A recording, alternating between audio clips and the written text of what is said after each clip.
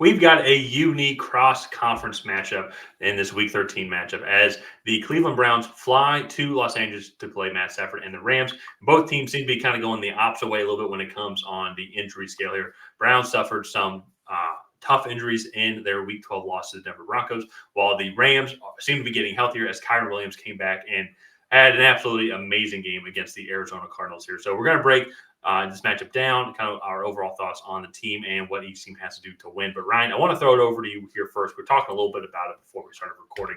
How major do you think these injuries are for the Cleveland Browns team, especially too after we found out today, as reports came, like there was a lot of concern, especially with Myles Garrett's shoulder, or Cooper ribs, and also not Jake Elliott, Elliott.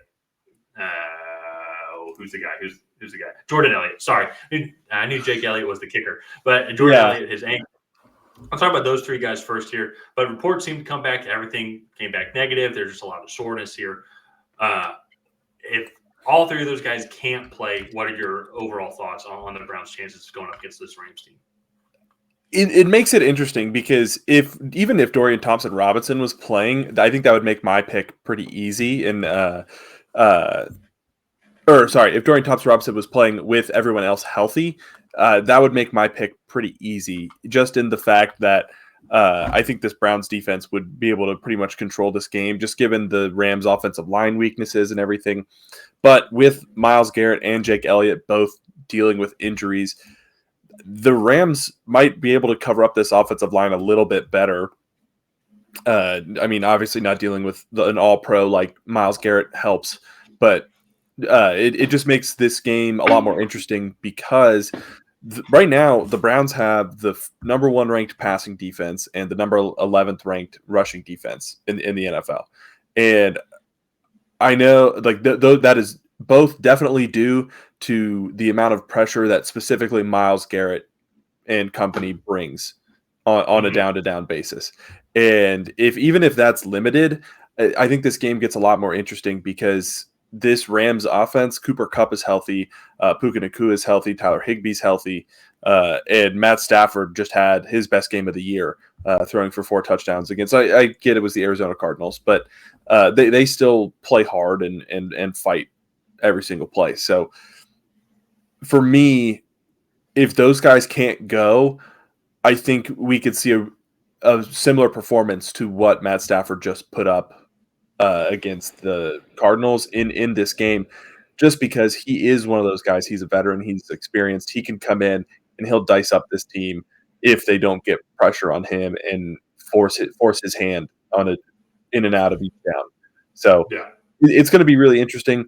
Offensively, who's their third quarterback? PJ Walker. PJ Walker. Oh yeah, okay. And we saw him against Indianapolis actually, and so that's this offense is going to struggle to deal with. He makes plays, but he also makes a lot of mistakes.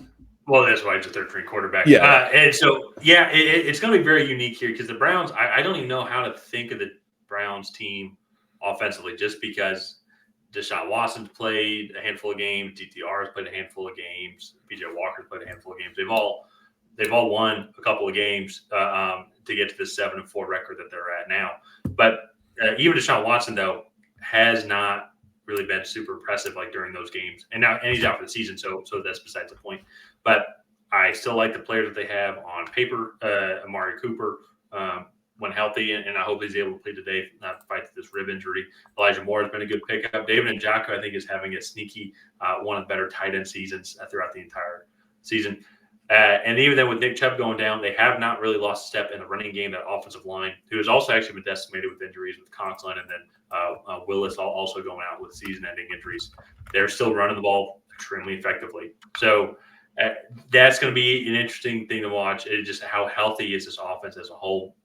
But they've been able to battle through those injuries. So I think the offensive production would be similar to even if a little less if fully healthy, but still like they're able to produce offensively. Yeah.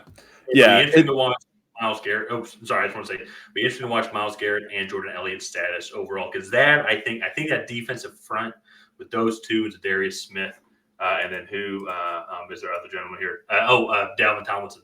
That to me is the heart and soul of the Browns' success. Is that defensive front? Mhm.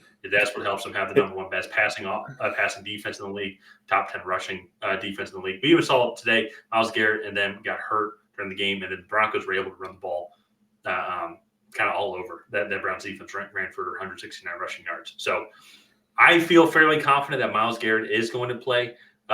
Because right now, according to reports, it's just soreness. And this is a dude that got into a major car accident last year and missed just 1 week. So I think he's kind of tough, I would say. I don't know the severity of Jordan Elliott's ankle injury, so that's something to also monitor as well. But that to me, I think if DTR plays or PJ Walker plays, to me personally, I don't think there's too big of a difference. Maybe get a little bit more consistency with DTR, but you get veteran experience with PJ Walker. If Myles Garrett does not play, and then also Jordan Elliott doesn't play, that's two huge losses, two huge pieces to this team's overall success. Yeah. Another one, too, Denzel Ward actually missed the Broncos game with a shoulder injury. And we haven't really talked about his impact on the secondary there. But against this receiving group, you're going to need all your corners. So if he plays, that's going to have a really big impact. And so it's going to be an interesting game. Let's go ahead and get into our predictions here. But before we do that, if you guys have not already, please go ahead and like and subscribe. Tyler and I were trying to get to 2,333 subscribers. That would put us at 2,000 subscribers within a calendar year. So if you could help us reach that goal, that would be very much appreciated. Tyler, I'm going to throw this one over to you. Who do you have coming out ahead in this matchup? This is going to be very unique because both teams right now, Rams are just sitting, they're a half game back to the Minnesota Vikings right now in the NFC wildcard spot. Vikings are 6-6 going into a bye though, but the Rams are 5-6 right now. The Browns at the same time are 7-4, 1 game up on the Colts. I have the tiebreaker against them, and 1 game up on the Texans as well, who are on the outside looking in. And the Broncos are actually now also 6-5 as well, but they own the tiebreaker against the Browns. A very unique situation here. I am actually going to go with the Rams here. I think that they are getting healthier at the right time. And I think the addition of Kyren Williams, who has had a phenomenal year, I think really helps Matt Stafford and that offense be extremely balanced. When we saw the Rams kind of go on this little slump here is when Kyren Williams was on IR, and they just did not have the same threat out of the backfield. So I think it allowed teams to kind of play like double up Cooper or watch Puka Nacua as well and Tutu Atwell, who all three of those guys have been having an amazing season so far. They've all worked really well together. A lot of speed amongst those three guys. But then no real threat out of the backfield allowed teams to really only rush 3 or 4 and drop back into 7 or 8 in coverage to help just kind of make it really tough for the Rams to find space. Now with Kyren Williams, though, you can't do that. And we saw that, as mentioned, was the Arizona Cardinals, but still, I've been saying this now on the channel, win against the Arizona Cardinals this year is a tough thing to do, especially too as a Falcons fan, as you can tell, who we couldn't beat the Cardinals this year. So it is very tough to do.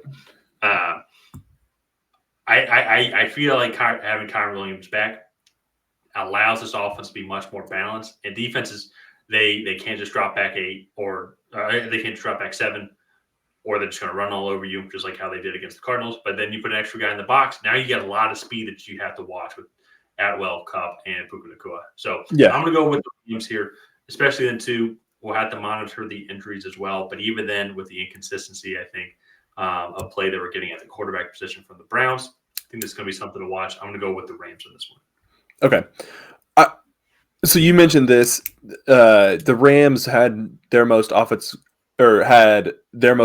struggles when teams were able to send 3 or 4 and not really have to worry about the run, still be able to get some pressure and drop 7 or 8 into coverage. And I think the Browns are one of those teams that can do that when healthy. And I just don't think the Browns are healthy right now. And we kind of saw this, I think, with the 49ers, right? You had Deebo Samuel, Trent Williams, Christian McCaffrey all go down in the same week with injuries. Well, the Browns, I think they lost Amari Cooper, Myles Garrett, Denzel Ward missed a game, Jake Elliott got hurt in that game, Dorian Thompson-Robinson, their second string quarterback to go down with an injury. And I think that just puts a lot of questions in the head of the Cleveland Browns players. And I think the Rams will come out victorious in this matchup, just simply because of that reason. I think if these teams are both fully healthy, I think this is probably not an easy win for Cleveland, but a confident win. So yeah, it's going to be very close here because both teams, they play so differently. I don't want to say the Rams have a West Coast style offense because I don't think that's the case. I feel like they do have a very balanced offense, not super pass heavy. Well, not super pass dependent, but at the same time, though, they can sling it. They can. I mean, they put up 400 plus yards against the Cardinals here. Matt Stafford can throw for 350. They can also run for 150, just as they did. And so, while with the Browns, especially with the injuries that they've had, but they're so good at still just running the ball down your throat, and they do have a good pass defense. That's going to be the matchup to watch here. If Denzel Ward's able to play, and if Myles Garrett and this defensive line is able to play, I think our picks might be in jeopardy. But even then, no, it will still be tough, though, than you still have a young quarterback or PJ Walker as your quarterback. A lot of different variables coming here for the Browns. But it's going to be a great game overall. A lot of major games. Every game really has some sort of impact, playoff implication. And this game is no different. So it's going to be a good one in Week 13. Yeah, they're all going to be good this week. But let's go ahead and wrap up this video here. If you guys have not already, please go ahead and like and subscribe and help Tyler reach that goal of getting to 2,000. Help Tyler and I get to that goal of 2,333 subscribers. And while you're down there, go ahead and leave a comment on who you think is going to come out ahead in this matchup. Is it going to be the Cleveland Browns? Is it going to be the Los Angeles Rams? And other than that, we'll see you guys next time.